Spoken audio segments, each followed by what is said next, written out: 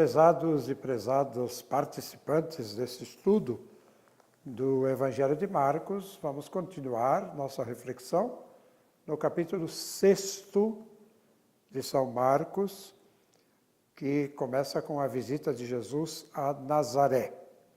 Vamos então ler o início do capítulo para o nosso primeiro momento de reflexão. O texto, lendo na Bíblia de Jerusalém, diz: saindo dali, o episódio anterior foi na casa de Jairo, quando ele ressuscitou a filha de Jairo, junto com 3 apóstolos que o acompanhavam. Saindo dali, foi para a sua pátria. Sua pátria. Nazaré é chamada simplesmente pátria de Jesus.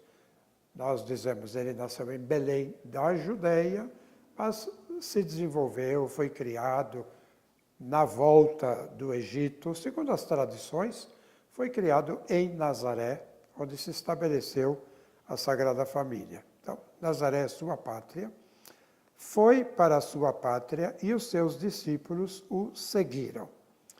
O que é próprio do discípulo, seguir. Este é o verbo do discípulo. Os discípulos, então, faziam o que faz o discípulo. Segue o mestre, seguiam Jesus.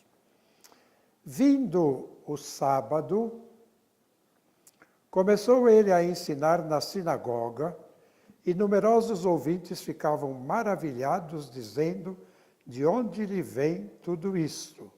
E que sabedoria é esta que lhe foi dada? E como se fazem tais milagres por suas mãos? Então, sábado, os judeus vão à sinagoga, ouvir a palavra de Deus, meditaram durante um longo tempo. Jesus também estava lá na sinagoga de Nazaré e falava. No ritual da sinagoga, qualquer um pode falar, quem preside fala na sua vez e depois alguém pode tomar a palavra, sobretudo depois da leitura da lei. Se faz a leitura de passagens da Torá, da lei do Pentateuco, depois uma leitura profética, chamada Haftará, e nessa leitura profética, sempre alguém é chamado ou espontaneamente se manifesta, ao menos na liturgia da época de Jesus. Então lá ele falava, ensinava. Há em Nazaré uma sinagoga que dizem que é o resto daquele tempo muito pequena, mas a gente deve imaginar que tudo era pequeno. Os espaços eram pequenos, a população não era também tão numerosa naquele momento. E lá estavam eles. Quando a gente vê aqui também entre nós as igrejas da época da colônia, o púlpito que lá estava, os espaços pequenos e os grandes sermões que eram ali proferidos. Você tem a impressão de que havia uma multidão enorme ouvindo a pregação. A mesma coisa aqui com Jesus. Um grupo pequeno está na sinagoga, estão lá. Aqui diz numerosos ouvintes, eram numerosos, que estavam maravilhados, encantados com o ensinamento de Jesus, como ele falava, como fazia muito bem. Né? E questionavam com perguntas, né? Que sabedoria é esta que ele tem? De onde ele vê isto? Como é que ele faz os milagres que faz? Porque ouviam o que os outros comentavam das outras cidades. E aí a pergunta-chave: não é este o carpinteiro? Então começa aqui uma identificação interessante também para nós, de como viam Jesus. Ele é o carpinteiro. Bom, carpinteiro, nós entendemos alguém que trabalha com madeira.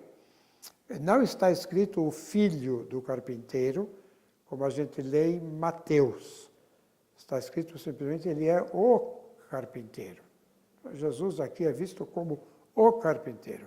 Aquele que tem esta profissão, ou que trabalha neste campo de trabalho humano. Não é ele o carpinteiro, o filho de Maria, irmão de Tiago, José, Judas e Simão, e suas irmãs não estão aqui entre nós? Esta afirmação nos coloca diante do Jesus histórico, do Jesus humano, do Verbo encarnado. Jesus se encarnou de verdade, não de brincadeira, e não simplesmente figurativamente. Ele é o carpinteiro, assim ele é visto, está aí no nosso meio. A gente sabe quem é a sua mãe, Maria, é mencionada com todas as letras, o filho de Maria. Mencionam-se nomes de pessoas chamadas de irmãos de Jesus, né?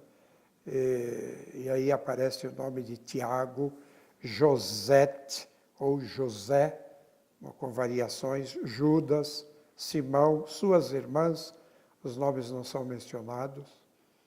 Então, Jesus é realmente um de nós, alguém como nós, alguém que tem parentesco, alguém que tem uma profissão, alguém que é conhecido no seu bairro, na sua aldeia, na sua vizinhança, na sua cidadezinha, alguém que está lá como todo mundo.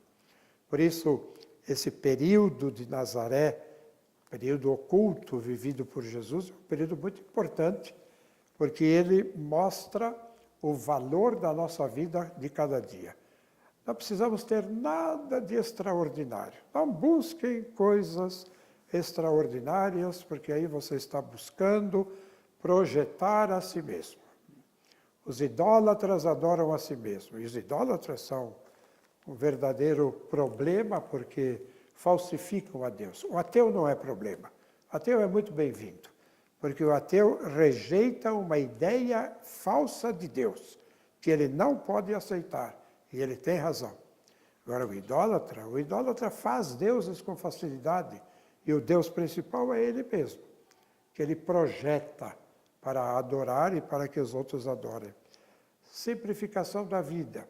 Simplesmente a vida de cada dia, sem nada de extraordinário. Nada de extraordinário. Temos muita coisa no dia a dia. Se trabalha, não se fazem férias, trabalha o tempo todo da existência. E assim a gente leva avante o exemplo de Jesus Cristo, encarnado como todos nós somos. Carpinteiro, uma profissão de destaque até, digamos. Um carpinteiro, marceneiro, é tudo gente que sabe trabalhar bem, trabalham com arte, né? Filho de Maria, o filho de Maria. O que São Marcos quer dizer com isto? Não é normal dizer de um judeu que ele é filho da sua mãe. O normal é dizer que ele é filho do seu pai. Por isso se diz Ben-Ur, conhecemos Ben-Ur, filho de Ur. Sempre que aparece este Ben de alguém, filho de alguém.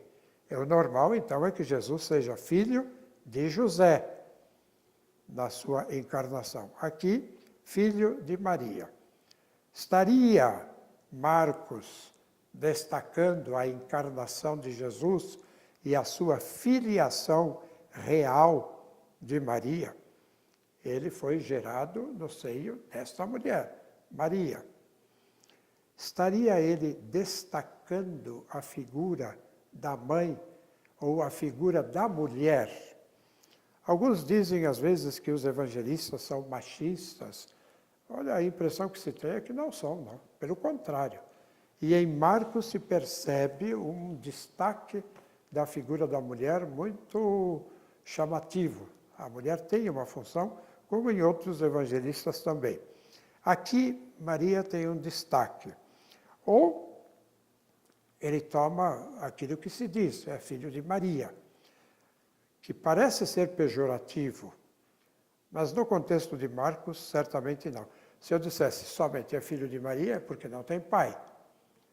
Então ele seria filho de uma mulher que não tem marido, que não tem pai. No sentido teológico, está certo. No sentido humano, não. Há um destaque da mãe? Há.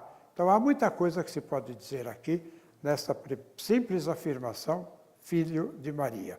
Mas vemos um destaque da mulher, um destaque da mãe que gerou este filho, a importância desta mulher na própria vida de Jesus.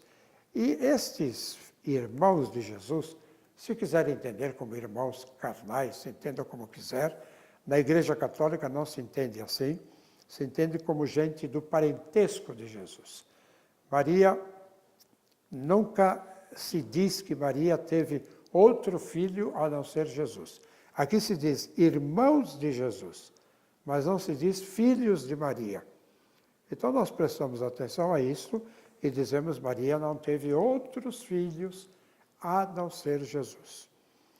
Mas o que eles representam, de fato, são clãs familiares. Nós temos o clã, o grupo dos discípulos que seguem Jesus, e temos o clã familiar, que também se movimenta, que é formado por gente do parentesco de Jesus, das amizades do parentesco, forma um grupo.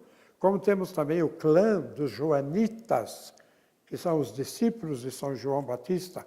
São grupos existentes que se encontram, que têm uma certa coordenação, que se movimentam, e aqui estes mencionados fazem parte desse clã, que se chamaria da família de Jesus, um grupo consistente e existente, de fato, que tem parentesco, de algum tipo de parentesco com a pessoa de Jesus.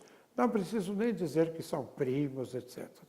E eles formavam um grupo diferenciado do grupo dos apóstolos e dos discípulos, que se movimentavam por um lado e de vez em quando se encontravam com estes.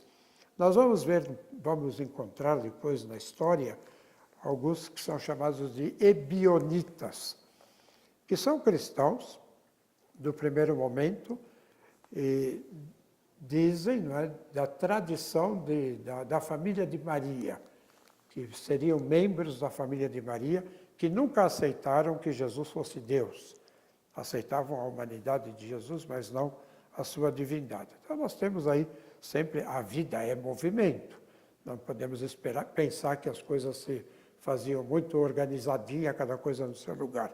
Todo mundo se mexe, todo mundo se move e vão levando a existência. Mas aquele povo de Nazaré, diz o texto aqui, se escandalizava, porque um deles estava falando bem, explicando bem a Escritura, fazendo milagres. Então nós vamos dizer aqui aos de Nazaré, gente, é preciso se valorizar. Vocês estão se desvalorizando.